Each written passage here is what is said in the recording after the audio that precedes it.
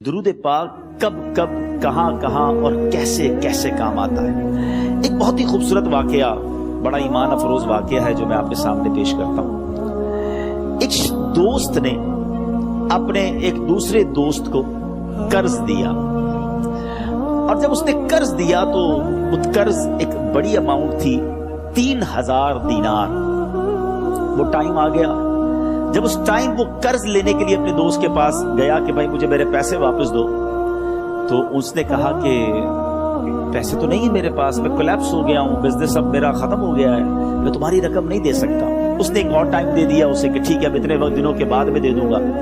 وہ ٹائم بھی گزر گیا، اور جب وہ ٹائم بھی گزر گیا تو اس کے بعد اس دوست نے کہا کہ اب تو پیسے دے دو بھائی، میرا ٹائم پورا ہو گیا ہے۔ پھر نہ دے سکا ٹائم۔ آخر کار معاملہ جو ہے وہ کورٹ میں چلا گیا، قاضی کے پاس چلا گیا۔ اب قاضی نے جس کو پیسے دینے تھے اس کو بلایا اور کہا کہ بھائی آپ کو اس کے پیسے دینے ہیں؟ کہتے ہیں ہاں پیسے تو دینے ہیں۔ تو کہا پھر دیتے کیوں نہیں ہو؟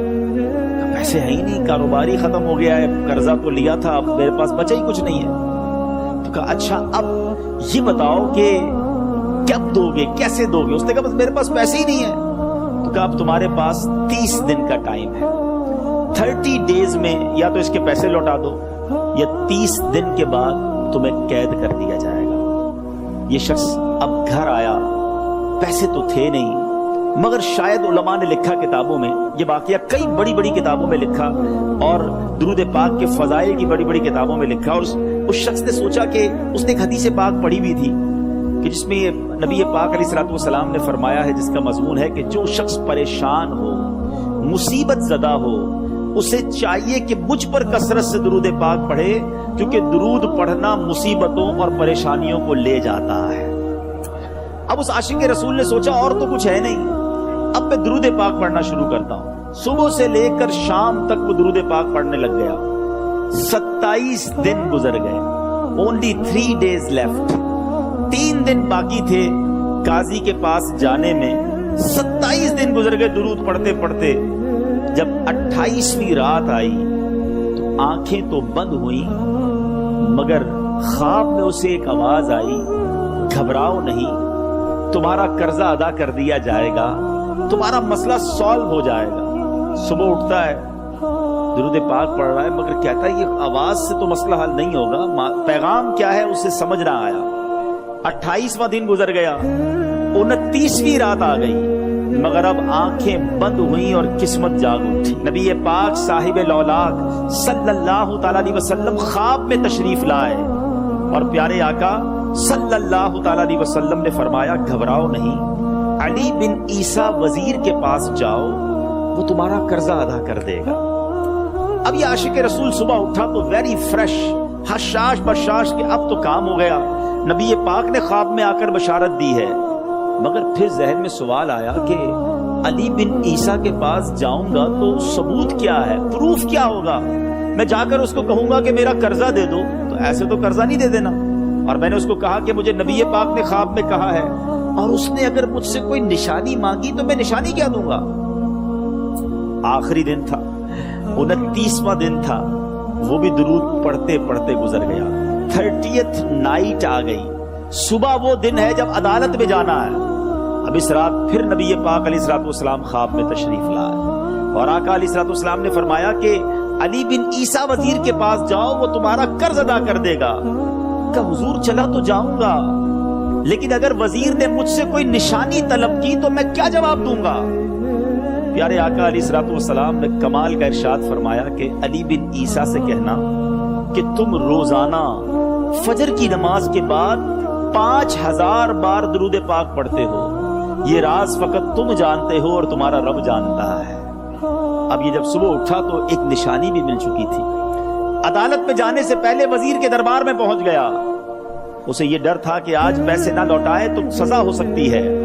جب وزیر کے دربار میں پہنچا تو وزیر اپنے مشیروں کے ساتھ بیٹھا تھا۔ کہا مجھے آپ سے بات کرنی ہے۔ کہا بتاؤ کیا بات کرنی ہے؟ کہا میں ایک پیغام لایا ہوں آپ کے لیے۔ اچھا کس کا پیغام لایا؟ کہا میں نبی پاک جناب محمد مصطفیٰ صلی اللہ تعالیٰ علیہ وسلم کا پیغام لایا۔ وہ عاشق رسول وزیر تھا، کہتا بتاؤ میرے آقا نے کیا پیغام دیا ہے؟ پاک کا حضور میں 3000 دینار کا مقروض ہوں، آج آخری دن ہے اور میرے آقا نے مجھے بشارت دی ہے کہ آپ سے کہوں کہ آپ میرا قرض ادا کر دیجئے۔ علی بن عیسیٰ کہتا ہے کوئی ثبوت ہے آپ کے پاس؟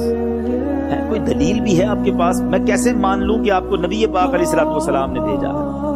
عاشق رسول کہتا ہے خالی ہاتھ نہیں آیا، میرے آقا نے مجھے دلیل بھی عطا فرمائی ہے، مجھے ایک ایویڈنس بھی دیا ہے، اور پروف یہ ہے حضور کہ آپ روزانہ صبح فجر کی نماز کے بعد نبی پاک صلی اللہ تعالی علیہ وسلم کی بارگاہ میں درود و سلام کا نذرانہ پیش کرتے ہیں۔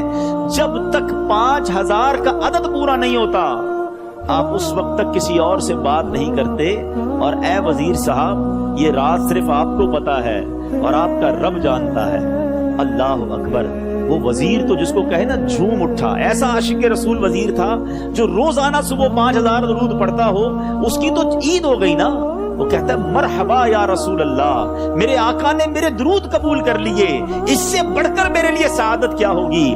اب یہ وزیر اپنی سیٹ سے اٹھتا ہے، اپنے کمرے میں جاتا ہے، تھوڑی دیر بعد واپس آ کر اس عاشق رسول کے ہاتھ میں 3000 دینار رکھ کر کہتا ہے حضور پہلے 3000 دینار تو نبی پاک کا حکم کی میں ادب سے بجا لاتا ہوں، میرے آقا نے جو حکم فرمایا یہ 3000 دینار آپ کو پیش کرتا ہوں، حضور ایک اور 3000 دینار لیجئے۔ میرے گھر آپ آئے، اتنی اچھی خبر سنائی، آپ نے قدم رنجا فرمایا، یہ 3000 اس کا نذرانہ ہے، اور ایسا کیجئے 3000 اور لیجئے، اس سے اپنے بچوں کے لیے کچھ چھوٹا موٹا کام شروع کیجئے، اور ایک وعدہ کر کے جائیے آج کے بعد زندگی میں آپ کو جب بھی کوئی کام پڑے میں آپ کا بھائی ہوں، مجھے یہ خدمت کا موقع دیجئے گا۔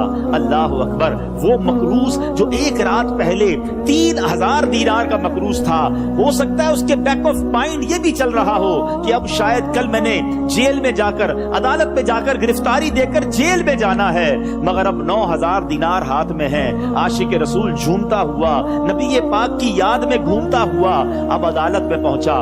عدالت میں everybody expecting over there کہ آج اس نے آنا ہے اور آ کر کہنا یہی ہے کہ پیسے تو نہیں ہیں، گرفتار کر لو، مگر جا کر اس عاشق رسول نے 3000 دینار جج صاحب کے ہاتھ میں رکھ دیے۔ قاضی کہتا ہے پہلے تو یہ بتاؤ پیسے آئے کدھر سے؟ تم تو کہتے تھے غریب ہوں، تم تو کہتے تھے کاروبار نہیں ہے، ایک مہینے میں اتنی بڑی رقم کا انتظام کیسے ہو گیا؟